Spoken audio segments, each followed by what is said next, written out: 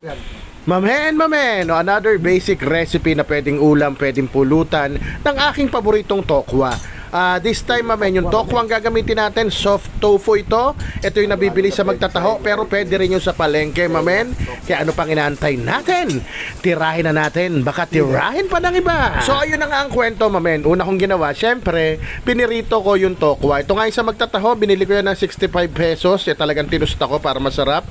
Ang makagandaan sa tokwang ito, hindi siya maasim, pero sabi ko nga, pwede rin yung sa palengke. O syempre, pagka prito ng tokwa, diretso na tayo sa gisa.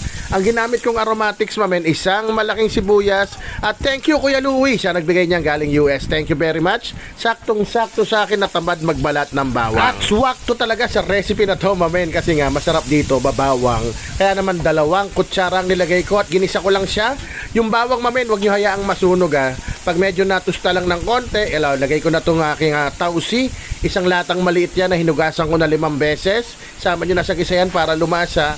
At ito, dito sa meat shop sa amin, laging meron ditong pantokwat baboy na halagang 100, mamen, na maskara na merong tenga. At sinisong ko rin yung paminta at cooking wine na pambawas lansa. Pero kahit wala kang cooking wine o shaoxing wine, no problem, mamen. Gisahin mo lang yan. Siyempre, alam mo na yan, panggat magmantika, kaya tinakpang ko. Shortcutin na natin, mamen. After 45 seconds, ayan na. Naglalagiti ka na nga kasi nakuluan na yan. Haluin mo lang ng bahagya.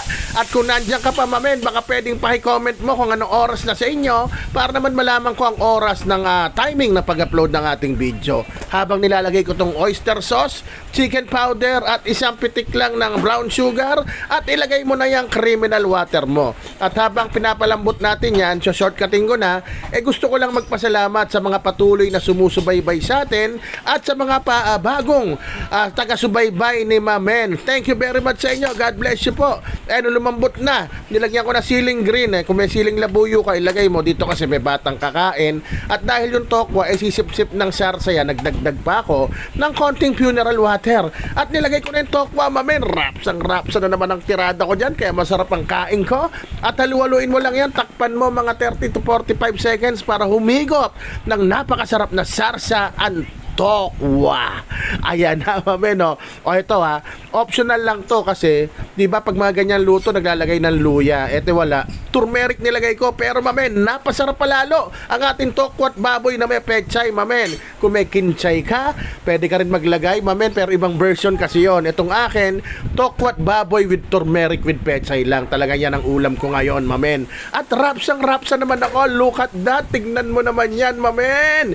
Hindi ka magugutumin yan. Siyempre, habang sinusum ko yan, ready ko na yung kanin ko kasi magkakatirahan na. Kaya naman, isisigaw ko na! Rapsa! Mamen?